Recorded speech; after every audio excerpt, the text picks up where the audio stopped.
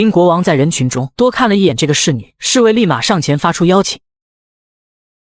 侍女心领神会来到国王寝殿，下一秒就脱下了睡袍。他便是都铎王朝第2位英格兰国王，著名的杀妻狂魔亨利8世。为了生儿子，他一共娶了6任老婆，前妻们都没有好下场。可惜亨利到死也没能实现生儿子的愿望。亨利的第1任妻子便是阿拉贡的凯瑟琳，地位尊贵的双王之女，却因生不出儿子而亨利厌弃，最终还被关进修道院幽禁致死。而花心的亨利则是见一个爱一个，这晚便在宴会上看中了大臣托马斯·柏林的女儿玛丽·柏林。得知国王青睐，托马斯立马将好消息告诉女儿玛丽，让她把握住机会给家族带来权力与荣耀。到了夜深人静的时刻，玛丽便被送进了亨利的寝殿。得知玛丽在法国宫廷住过2年时间，亨利迫不及待地想要体验一些法国礼仪。然而轻松到手的猎物总是容易让人厌倦，尝过了新鲜的亨利很快就将玛丽丢到了一边，这让老父亲托马斯心急如焚，不愿让快要到手的富贵从指缝中溜走。他立马找来另一个女儿安妮·柏林，想让她接替玛丽爬上国王的龙床，为家族延续荣耀。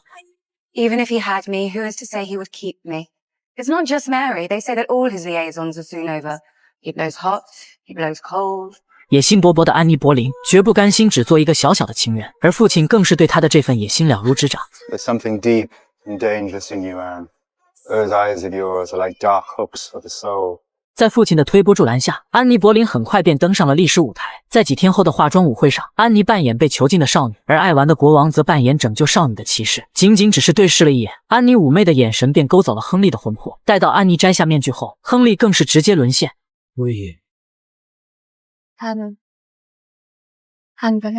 安妮略带侵略性的魅惑眼神，直接将亨利迷得神魂颠倒。他确信这便是自己下一个即将征服的猎物。而此刻角落里的托马斯看到这一幕，满意的将1袋金币交给舞会主持。这场精心安排的偶遇，究竟谁才是真正的猎物还不得而知。很快亨利便召见了托马斯，以工作优秀为由册封他为加德爵士，并钦点他为王室的财务主管。面对如此泼天的富贵，托马斯强忍笑意并感念陛下的恩德。然而亨利却是醉翁之意不在酒。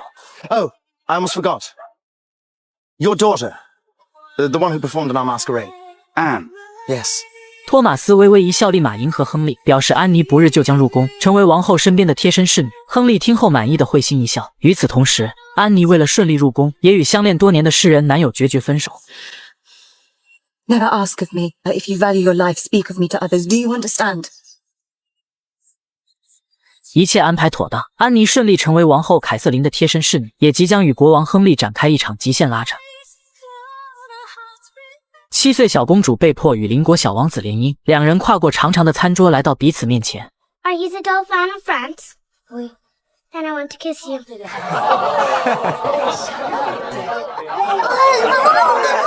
眼前这个嚣张霸气的小公主，便是日后鼎鼎大名的血腥玛丽。她的父亲是著名的杀妻狂魔亨利8世，母亲则是尊贵的双王之女凯瑟琳。只是凯瑟琳虽贵为英格兰王后，却要忍受丈夫亨利的花心，身边的侍女无一个没有被亨利染指。而最近刚刚入宫的安妮·柏林，则是亨利近期要追捕的猎物。身为王后的侍女，安妮总是常常出现在亨利面前，用她妩媚的眼神，不经意地撩拨着亨利的心弦。而这一幕落入凯瑟琳的眼里，充满危机的第6感变得愈发强烈。I think sometimes ask me for a divorce. No, that's impossible. 安妮·柏林的身影从此在亨利的脑海中挥之不去，甚至在最私密的梦境里，都在和安妮玩着追逐的游戏。他跟随着安妮的脚步来到房间，但安妮却欲拒还迎，关上了房门。当亨利再次打开那扇门后，他最想看到的画面映入眼帘。Majesty? It's all right. She's gone. 很久不曾做梦的亨利有些羞愧，甚至泼了一盆冷水，试图让自己清醒一点。随后，亨利命令下人取来几枚存放于国库的稀有宝石，竟全部送给了王后的侍女安妮。随后，亨利便静静等待着安妮来找自己谢恩，顺便报答一下。结果却迟迟没有回应，直到这天侍从通报 ：“Your Majesty, Lady Anne, Clip。”猴急的亨利本以为等到了安妮，结果却是另一个女人帮安妮退回了珠宝，并附赠了一封信件。安妮表达了对陛下赠予昂贵珠宝的感谢，但也表示地位卑微的自己不堪相配。Since I am nothing, since you are everything, give them, I pray you, to a lady more deserving of your Majesty's affections. 随即，安妮表示自己惶恐不已，此刻已经离宫返回老家，希望陛下能原谅她的不辞而别。安妮的一番极限推拉，成功为自己塑造了一番清纯白莲花的形象，更加将亨利迷得神魂颠倒，内心对安妮的渴望也愈发浓烈。此刻，就连送到嘴边的美女也觉得不香了。主教沃尔西与安妮的父亲是死对头，自然不希望安妮成为国王的情人。眼见美人计不管用，主教便告诉亨利，安妮此前曾与人有过婚约。亨利听后，立马找到安妮的侍诗人前男友。谁知安妮早就做好了万全准备，和前男友对好了口供。诗人表示只是自己单方面暗恋安妮，并且他还是有妇之夫。听到这番解释后，亨利又从诗人那里得到灵感，开始每天写诗给安妮表白。I beg you, come back to court Come, give it soon. back, brother. And meanwhile, accept this new gift and wear it for my sake. What gift? And where is it?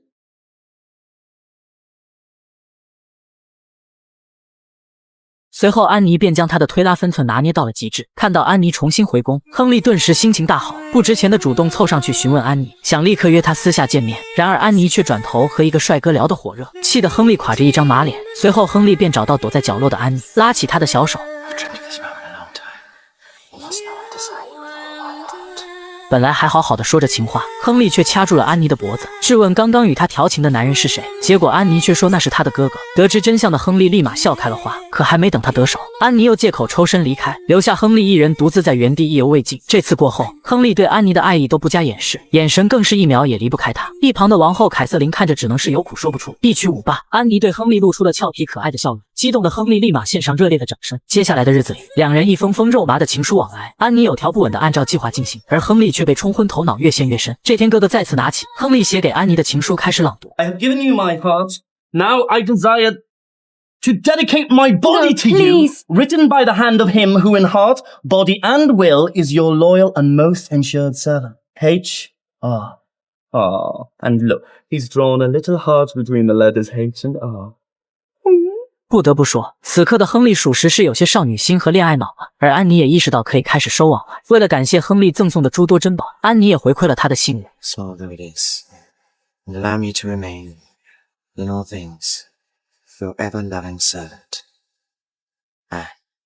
亨利打开项链一看，里面正是安妮美丽的画像。此刻他对安妮的思念达到了顶峰，立刻快马加鞭赶到了安妮的住所，迫不及待的想要得到她的全部。亨利告诉安妮，希望她能做自己唯一的情人，并发誓此后绝不移情别恋，还将为安妮授予爵位，让她此后有享不尽的荣华富贵。亨利开出了自以为最好的条件，却不知道安妮从不甘心只做个情人。 What have I done to make you treat me like this? What fault have I committed? Tell me. Tell me. Your Majesty, I have already given my maidenhead into my husband's hands. 安妮完美的利用自己此前设立的清纯白莲花形象，告诉亨利自己要对未来的丈夫忠贞不渝。言外之意就是告诉亨利，想要拥有他就必须要娶她为妻。安妮·柏林的野心从来都不是当个小小情人，而是要成为英格兰的王后。在她处心积虑、步步为营的计划下，亨利对她的迷恋早已经无法自拔。鬼迷心窍的亨利竟真的在当晚找到了王后凯瑟琳。他将自己没有儿子的原因归罪于自己娶了王兄的遗孀，而且他怀疑凯瑟琳在嫁给自己之前已经与王兄有过夫妻之实，所以凯瑟琳的儿子连连夭折，都是上天对他撒谎的惩罚。亨利正式向凯瑟琳提出了离婚。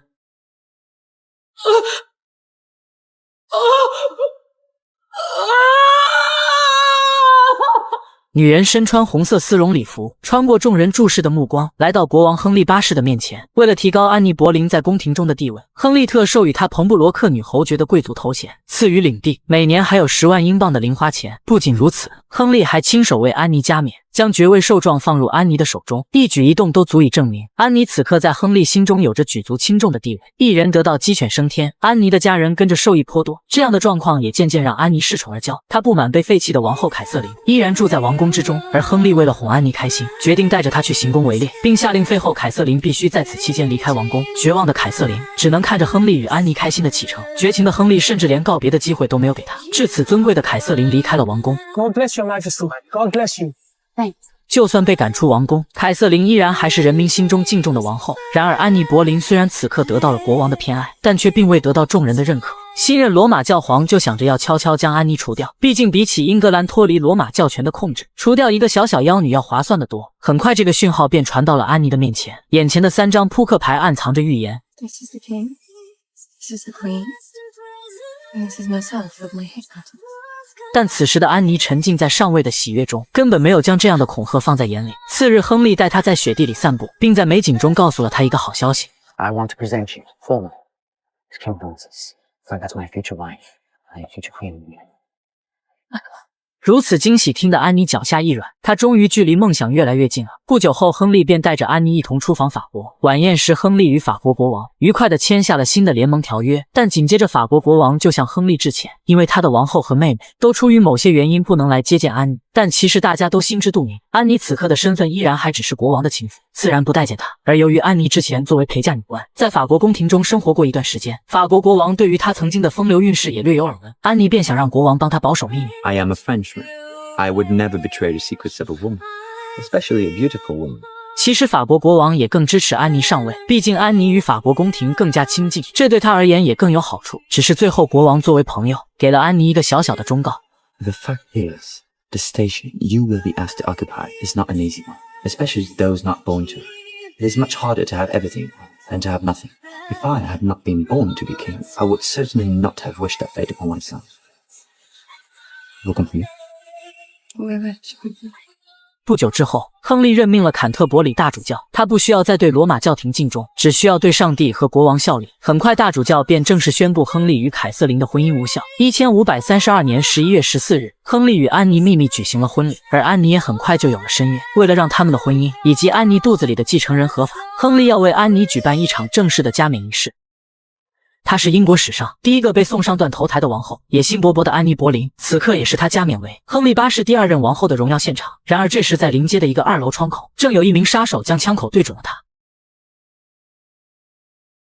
杀手太过紧张，只打中了马车后跟随的侍从，而奏乐的声音也正好盖过了枪声。亨利和安妮还沉浸在喜悦的气氛当中，侍卫们立马将手上的侍从拖到路边的看台下藏起来。安妮的父亲也立刻上前粉饰太平，他并未告知有人在暗中刺杀，只因他不想有任何事情阻止到今天加冕仪式的顺利举行。而楼上的杀手换好子弹上膛子，准备再开一枪时，却发现马车已经离开他的视线。亨利与安妮安全地来到威斯敏斯特教堂，加冕仪式也正式开始。大主教在走完一系列的流程后，准备为安妮加冕王冠，但这时却被亨利制止。Wait. With this St. Edward's crown, I do solemnly crown you Queen of England. 亨利亲手为安妮加冕，不仅仅是出于对安妮的宠爱，也是在强调自己至高无上的王权。随后，大主教将象征着权力的权杖交到安妮手中。Honor and grace be to our Queen Anne. May you prosper, go forward, and may you bear a new son, the King's blood. 仪式结束后，亨利这才得知了刚刚途中有人行刺的事情，而背后的主使正是不同意亨利与安妮结婚，也不同意英格兰脱离罗马教廷的教皇。亨利为了让安妮安胎，特意对她隐瞒了刺杀之事，并关切地询问安妮对这一切是否满意。安妮喜不自胜的笑容说明了一切，唯一的瑕疵便是刚刚来围观致意的群众太少了，并且大家也没有对她行礼。但亨利很快就安抚好了安妮。Then, when I come back, everyone is waiting. 晚宴上，安妮终于名正言顺地坐上了王后之位，接受着各位王公贵族的恭喜祝贺。她还将曾与亨利有过露水情缘的姐姐玛丽接到了宫中与自己同住。此后，安妮最重要的任务便是顺利生下腹中的孩子。亨利也无比期待这个继承人的到来。安妮为了安心养胎，每晚都拒绝了亨利的盛情邀请。漫漫长夜不免让亨利觉得寂寞难耐。很快，安妮身边一个长相清秀的侍女吸引了亨利的注意，但此刻的亨利还是顾及着安妮，抑制住了内心想要乱搞的冲动。很快，安妮的龙胎也到了瓜熟蒂落的时刻。王后正在艰难分娩，床边围满了人为她加油鼓劲。随着一声清脆的啼哭，日后的童贞女王伊丽莎白一世降生了。然而当得知生下的是个女儿时，安妮·博林当场就哭了。另一边的国王亨利正在大张旗鼓地准备举办庆典，庆祝他王位继承人的诞生。得知是个公主后，亨利立刻变脸，他做好心理建设来到安妮的寝殿，甚至不想看刚出生的女儿一样。Princess, you and I are both young, and by God's grace, boys will follow. 亨利愤然离去，当晚就将安妮身边的侍女叫进了卧室。安妮知道自己生下女儿让亨利大失所望，于是做完月子，她便立刻想找亨利亲近。然而敏锐的安妮却察觉出亨利对自己的热情大不如前，反而是与自己身旁的侍女眉目传情，自己步步为营，逼走前王后的经过还历历在目。安妮自然要比凯瑟琳更加注意防范。很快，侍女的房间被搜出大量王后的珠宝首饰。 The ones you stole. It's not true. And I say it is true. And if your crimes were ever recorded, could you suppose we believe you? What am I to do? You could. 在送走了侍女后，安妮又重新将亨利留在了身边。不久之后，安妮再次怀孕，并在圣诞节当天将这个好消息当作赠予亨利最好的礼物。然而怀孕自然是好事，但也意味着又将有好几个月她将与亨利分房睡。安妮害怕上次的事情重蹈覆辙，父亲这时赶来开导她，表示身为国王的亨利有这样的需求是很正常的，既然无法避免，那就要保证一切都在自己的掌控之内。 If you suppose the king was sure to take a mistress, then make sure she is your choice. 安妮听懂了父亲的忠告，随即将目光转向一旁，作为侍女待在她身边的表妹玛格丽特。不久后，安妮将表妹叫到面前聊天，询问表妹是否有众多的追求者。表妹笑着点头，表示的确有很多，但却谨记着王后的教导，坚守自己的择偶标准。接着，安妮又问道：“如果众多追求者中还包括国王陛下，她又该如何应对？”表妹吓得连连摇头，但安妮接下来的决定则让她更为震惊。 While I'm with child, His Majesty needs to be able to lie with another woman. He is a passionate man, but she must be someone I can trust. How will you gladly take the king to your bedroom? 就这样，安妮亲手将表妹送到亨利面前。即使她万般心碎，但为了保住地位，她只能选择牺牲。只是她不曾想到，她一再的妥协并没有换来一个圆满的结局。花心的国王只是在森林中散步，就撞见了一个绝世美女，藏在破布下的眼神更是妩媚。国王亨利被勾了魂，当场没忍住亲了上去，全然不顾一旁美女的丈夫。 Come with me.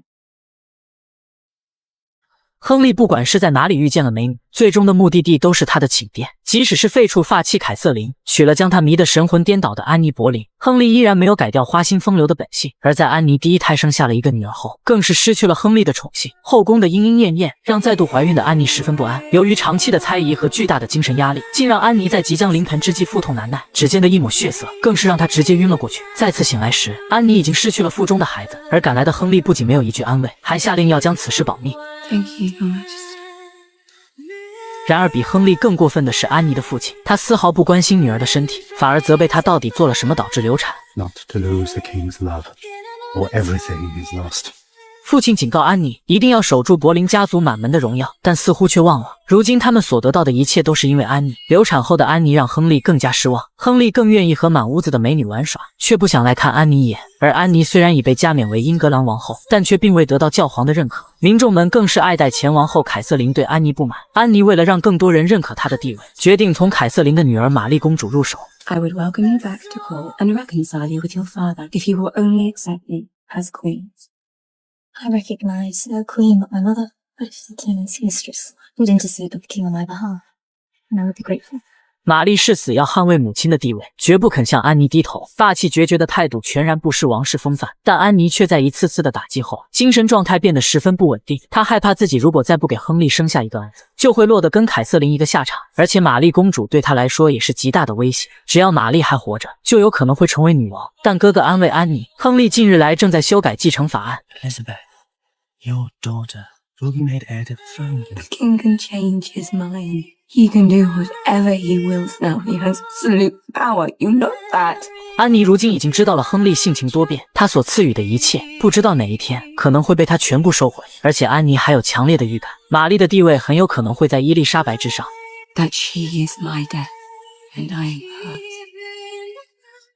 同样是亨利八世的女儿，一个众星捧月有7、8个仆人伺候，一个因生母被厌弃，甚至被剥夺了公主的封号。玛丽虽然与伊丽莎白住在一起，但却过得如仆人一般。然而这天照顾伊丽莎白的仆人失职，尚在摇篮中的婴儿哭得撕心裂肺。玛丽听得不忍，走过去抱起了同父异母的妹妹，小心翼翼地放在怀里安抚。或许是因为血缘的联系，伊丽莎白在玛丽的怀抱中不再哭泣，但仆人看到这一幕，却直接质问玛丽有何企图。随后一把抱过伊丽莎白，玛丽也只好尴尬地离开。 You left her alone, you little fool! 安妮为了明确女儿伊丽莎白的正统地位，向亨利提议让襁褓中的伊丽莎白与法兰西国王最小的儿子联姻定亲。亨利接受了安妮的建议，并表示很快就会召见法国大使。眼看亨利心情还不错，安妮立马追问 When you come to my bed tonight. 很快，法兰西派出使臣来到英格兰，筹备此次两国的联姻事宜。 Majesty. Welcome to my court. Allow me to introduce my wife, Queen Anne. 然而使臣却称安妮为夫人而非陛下，也暗示着法国并不认可安妮的王后身份。在派对结束后，亨利准备与使臣详谈联姻的事宜，结果使臣却表示法国国王并不同意这门亲事。法国国王表示他心爱的儿子应该迎娶拥有合法地位的公主，但法王虽然拒绝了这门亲事，也同时提出了另一项联姻。 He would consent to the betrothal of the Dauphin, Lady Mary. 使臣接着表示，如果亨利不同意这项联姻，法国王子则将迎娶罗马皇帝之女。这也意味着英格兰将彻底孤立于欧洲。受到威胁的亨利火冒三丈，而并不知情的安妮，由于刚刚看到亨利在派对上跟美女眉来眼去，还想要质问他到底养了多少个情人。 When having your offense. And don't you know that I can drag you down as quickly as I raised you? 亨利警告安妮应该向凯瑟琳学习，对这样的事情闭上眼睛忍气吞声，而不是事事盘问、咄咄逼人。愤然离开前，亨利告诉安妮，法国拒绝与伊丽莎白联姻。Why? Because the Pope and he and the Emperor all agree she is a bastard, and you are not my wife.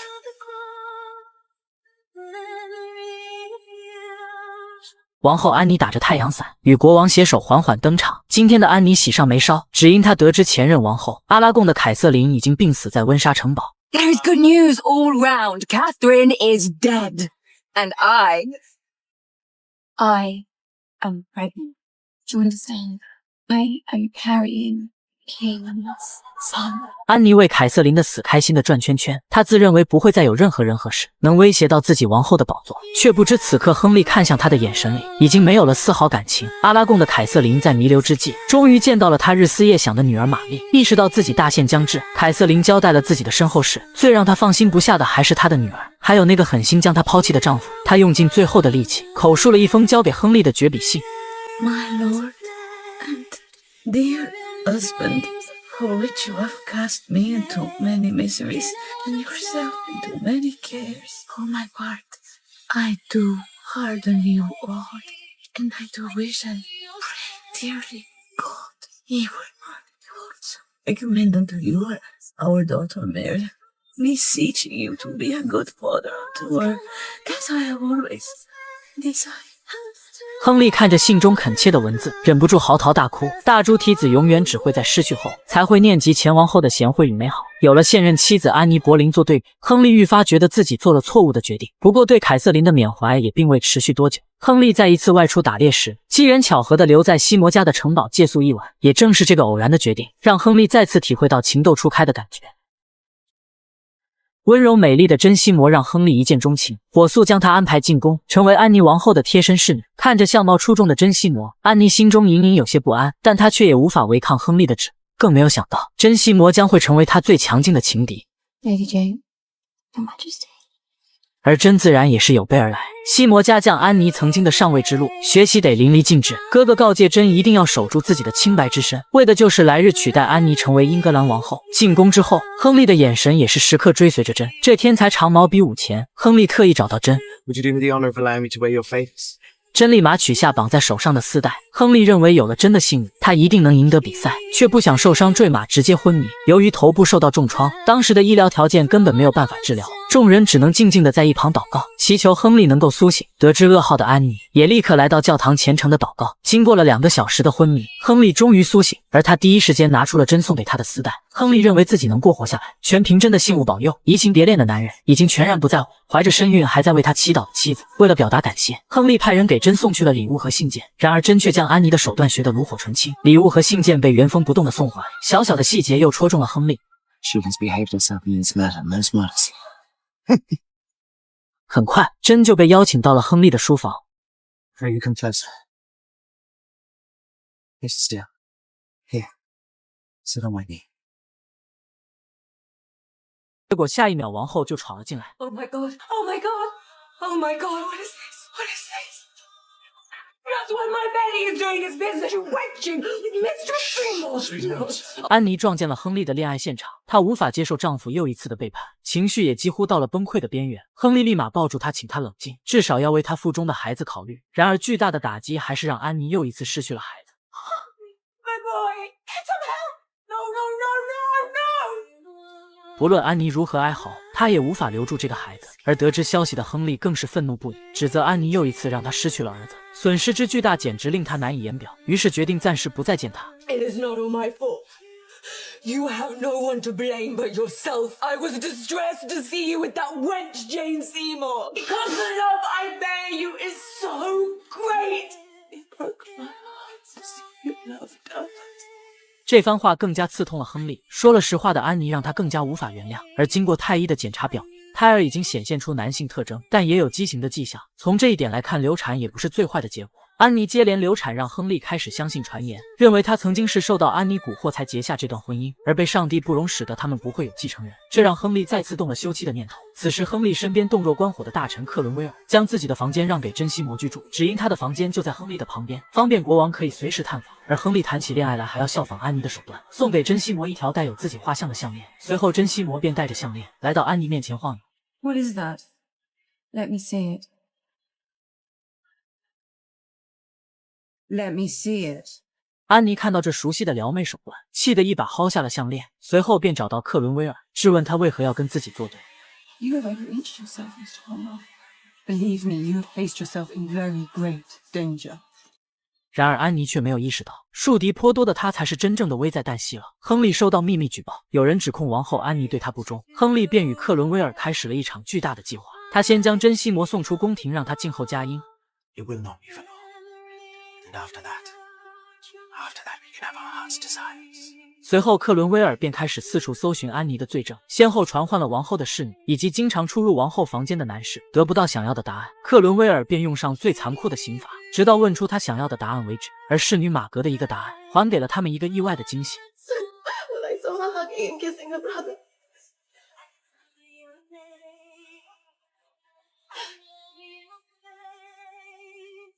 女人发现丈夫对自己不感兴趣，是因为她只对男人感兴趣。她本想告诉丈夫的妹妹安妮王后，自己做了同妻有多痛苦，但安妮却并不相信。 He does not treat me as his proper wife, as the king treats you. 嫂子的这番话直接惹怒了安妮，而怀恨在心的嫂子却在接受审问时开始报复。 You believe that your husband committed incest with 很快，安妮的哥哥乔治就被捕入狱，但不论克伦威尔如何询问，乔治自然不会承认这项莫须有的指控。就如经常出入王后寝殿的马克一样，他们与安妮之间是清清白白的，毕竟他们两人才是情侣关系。乔治告诉克伦威尔，这一切都是有人在蓄意构陷，目的就是为了让他们柏林家族万劫不复。但即使乔治所说句句属实，也无济于事。克伦威尔为了坐实安妮通奸的罪名，甚至找到了安插在安妮身边的杀手进士官，男人当即承认与王后有不当关系，快到克伦威尔都有些不敢相信，身边的人一个个被带走。安妮隐约有些不安，她带着伊丽莎白公主找到亨利求情，却不知亨利此时已经恨透了她。他知道安妮一直在欺骗他，也知道是他的父亲和哥哥安排了这一切，但归根结底还是激情褪去，责怪他没能为自己生下儿子。 One more chance. One more. Henry. Your Majesty. 1536年5月2日，安妮以通奸罪被捕入狱。昨日还高高在上的安妮王后不敢相信眼前的一切，直到被带到伦敦塔前，安妮这才回过神来，脚下一软。但生性要强的她最终还是自己站起来，一步步走进囚禁她的伦敦塔内。由于贪生怕死的父亲根本不管儿女的死活，一股脑将所有的事情都推到安妮和乔治头上，导致乔治很快便被送上了断头台。安妮趴在窗前，眼睁睁地看着哥哥惨死，心如刀绞，哭得撕心裂肺。心如死灰的安妮也在第二天等到了他的审判结果，他的罪名成立，将被处以斩首之刑。亨利还特意从法国请来了一位有名的刽子手，为安妮行刑。 When am I to die? at 9 o'clock. 王后在苍白的脸颊上点缀胭脂，这是安妮面对死亡的仪式感，将尊严与骄傲守护至最后一刻，做好一切准备迎接死亡的降临，但却一次次等来了刑期延后的通知。由爱转恨的男人，到了最后一刻还要给他无尽的折磨。No, cannot be.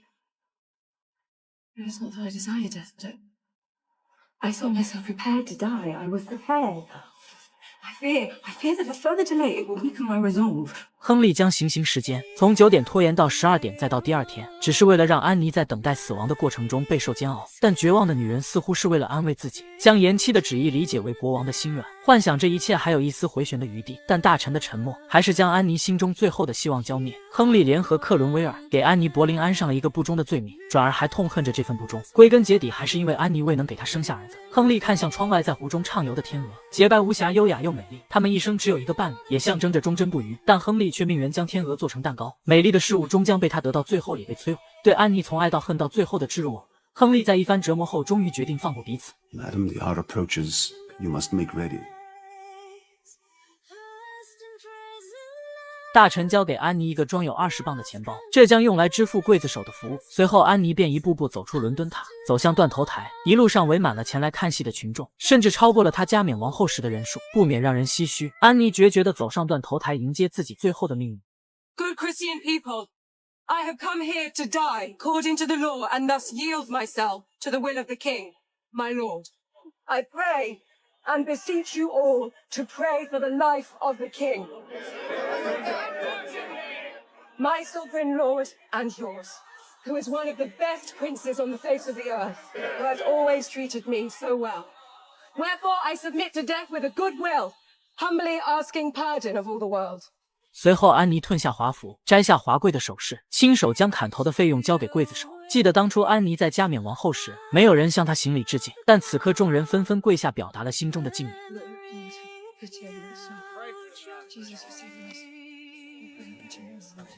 1536年5月19日，这个历史上最负盛名的女人之一，迎来了她悲惨的结局。尽管证据不足，安妮·博林还是以通奸、叛国等18项罪名被斩首处决。由于亨利对安妮恨之入骨，甚至在砍下她的脑袋后还公开展示了一段时间，之后也是被草草埋葬。而在安妮被处死后的第2天，亨利便火速与珍西摩订婚，并在10天后正式举行婚礼。珍西摩也成为了亨利8世的第3任王后，而年仅2岁8个月的伊丽莎白也因亨利8世与安妮·博林的婚姻被判无效，沦为私生子，被赶出王宫。安妮·博林的一生令人唏嘘，曾经亨利为了得到她追求了8年之久，最终还是因为生不出儿子被送上断头台。她的存在给都铎王朝制造了一场风暴，她与亨利的婚姻推动了英国的宗教改革，也永远的改变了英国的历史。而她的女儿伊丽莎白也没有辜负期待，成为了日后的童贞女王，也是都铎王朝的最后一位君主。伊丽莎白一世所统治的时期，在英国历史上被称为黄金时代。